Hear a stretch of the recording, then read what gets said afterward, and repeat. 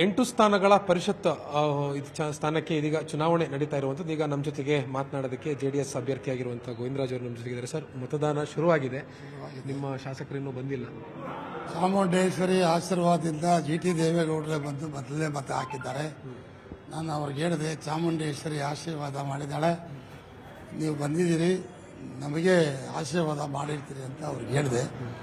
ನಮ್ಮವರೆಲ್ಲ ಒಟ್ಟಿಗೆ ಈಗ ಬಂದಿದ್ದಾರೆ. ಈಗ ನಮ್ಮ JDS ಆಫೀಸಲ್ಲಿ ಎಲ್ಲ ತಿಂಡಿ ತಿಂದು ಒಟ್ಟಿಗೆ ನಾವೆಲ್ಲ ಒಟ್ಟಿಗೆ ಅವ್ರು ಕರ್ಕೊಂಬರಕ್ಕೆ ನಾನು ಈಗ ಹೋಗ್ತಾ ಇದ್ದೆ.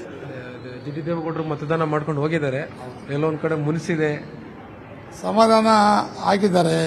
ಕುಮಾರಣ್ಣನೂ ಅವ್ರಿಗೆ ಮಾತಾಡಿದ್ದಾರೆ, ದೇವೇಗೌಡರು ದೊಡ್ಡವರು ಅವರು ಮಾತಾಡಿದ್ದಾರೆ. ಹಾಗಾಗಿ ಮುನ್ಸು ಇಂಥ ಸಮಯದಲ್ಲಿ ತಾನೇ ಎಲ್ಲ ಮುನ್ಸು ಹೋಗುವಂಥದ್ದು. ಮುನ್ಸು ಹೋಗ್ಲಿಕ್ಕೆ ಏನೆಲ್ಲ ಮಾಡಬೇಕು ಅದೆಲ್ಲ ಮಾಡಿದ್ದೀವಿ.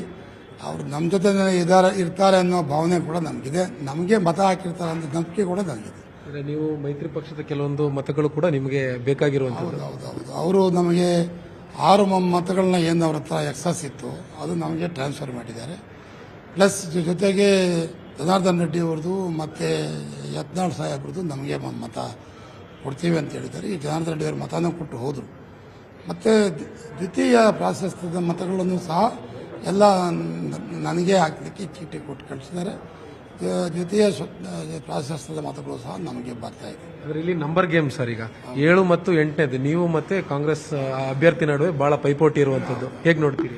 ಚುನಾವಣೆ ಅಂದಮೇಲೆ ಅಷ್ಟು ಮಾತ್ರ ಪೈಪೋಟಿ ಇರಬೇಕಲ್ವಾ? ನಾವು ಒಂದು ವಿರೋಧ ಪಕ್ಷವಾಗಿ ಆಡಳಿತ ಪಕ್ಷ ಇಷ್ಟೊಂದು ಬಲಪ್ರಯೋಗ ಮಾಡ್ತಿರ್ಬೇಕಾದ್ರೆ ನಾವು ಸ್ವಲ್ಪ ಅವ್ರಿಗೆ ಪ್ರತಿರೋಧ ತೋರಲೇಬೇಕಲ್ವಾ? ನಾವು ಪ್ರತಿರೋಧ ತೋರಿದ್ದೀವಿ.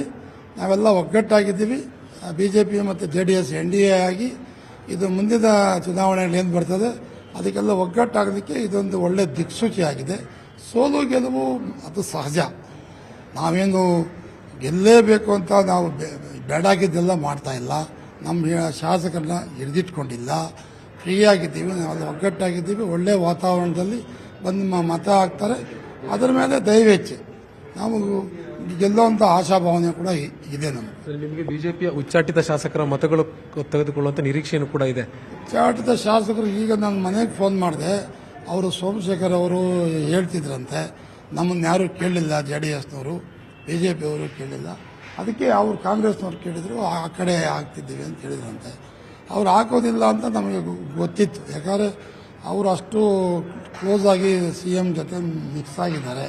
ಮತ್ತು ಉಚ್ಚಾಟಿತ ಶಾಸಕರಾಗಿ BJP ಅವರು ಕೇಳೋದು ಅದು ಸಹಜ ಅಲ್ಲ, ಅದು ಒಳ್ಳೆ ಜಾಯಮಾನ ಅಲ್ಲ. ಹಾಗಾಗಿ ಅವರು ಕೇಳಿಲ್ಲ, ನಾವು ಕೇಳ್ತಿದ್ವಿ. ಅವರು ನಮಗೆ ಸ್ಪಂದಿಸ್ತಾರೆ ಅನ್ನೋ ನಂಬಿಕೆ ನಮಗೆ ಇರಲಿಲ್ಲ. ಅಂದರೆ ಮೈತ್ರಿ ಪಕ್ಷದಿಂದ ನೀವು ನಿರೀಕ್ಷೆ ಮಾಡದಷ್ಟು ಸ್ಪಂದನೆ ನಿಮಗೆ ಸಿಕ್ಕಿಲ್ಲ ಅನ್ನುವಂಥದ್ದು ಏನಾದರೂ ಇದೆಯಾ? ಇಲ್ಲ, 100% ನಮ್ಮ ಮೈತ್ರಿ ಪಕ್ಷವಾಗಿ BJP ಅವರು ನಮಗೆಲ್ಲ ರೀತಿ ಸಹಕರಿಸ್ತಿದ್ದಾರೆ.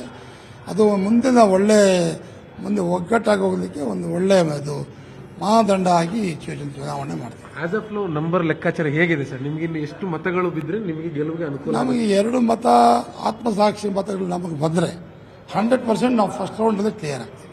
ಇದಿಷ್ಟು JDS ಅಭ್ಯರ್ಥಿಯಾಗಿರುವಂಥ ಗೋವಿಂದರಾಜ್ ಅವರ ಮಾತು. ಬೆಂಗಳೂರಿನ ಕ್ಯಾಮರಾ ಪರ್ಸನ್ ವೆಂಕಟೇಶ್ ಜೊತೆ ಆಶಿಕ್ ಮುಲ್ಕಿ, ನ್ಯೂಸ್ 8. ನಿರ್ಭೀತ, ನಿಷ್ಪಕ್ಷಪಾತ, ವಿಶ್ವಾಸಾರ್ಹ ಸುದ್ದಿಗಳಿಗೆ ಮತ್ತೊಂದು ಹೆಸರಾಗಿರುವಂತ ನ್ಯೂಸ್ 18 ಕನ್ನಡ ಈಗ ಆಪ್ನಲ್ಲೂ ಲಭ್ಯವಿದೆ. ದಯವಿಟ್ಟು ಇಲ್ಲಿರುವಂತ QR ಕೋಡ್ ಸ್ಕ್ಯಾನ್ ಮಾಡಿಕೊಂಡು ಆಪ್ ಡೌನ್ಲೋಡ್ ಮಾಡೋದಕ್ಕೆ ಮರಿಬೇಡಿ. ನಿಮ್ಮ ಬೆಂಬಲ ಹೀಗೆ ಸದಾ ನಮ್ಮೊಂದಿಗಿರಲಿ. ಧನ್ಯವಾದ.